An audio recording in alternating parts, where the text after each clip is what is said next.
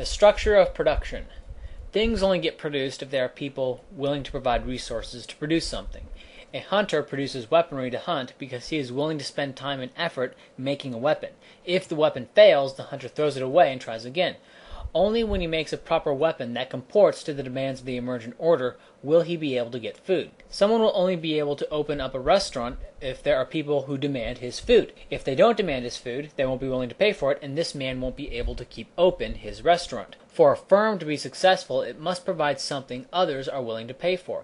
It emerges in response to some demand that people are willing to pay for. In the same way, roots of a plant emerge in response to nutrients, water, and sun and such. Businesses grow to the money, and the roots grow to the nutrients. And this business can be a charity, or it can be a communitarian firm, such as a restrictive covenant where people agree to pay for a school, a fire department, a police department, perhaps some nobler causes if they want to own that home.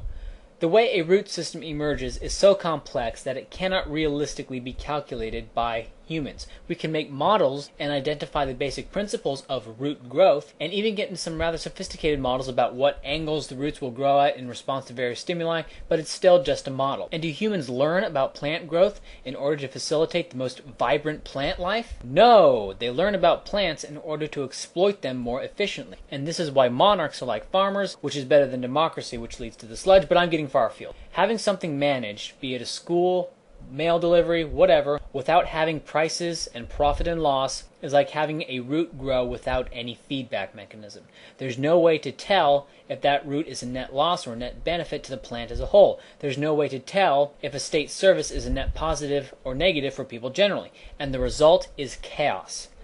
And the greater the disconnect from supply and demand, the more chaotic it is. State programs are workable because there can still be some communitarian outcry over various inefficiencies, but they are still numbed to the economic waste of their actions. They are not directly punished for economic waste in the same way a naturally growing root is, or a hunter-gatherer is, or a private firm operator is. They are only punished indirectly if the waste becomes absolutely absurd.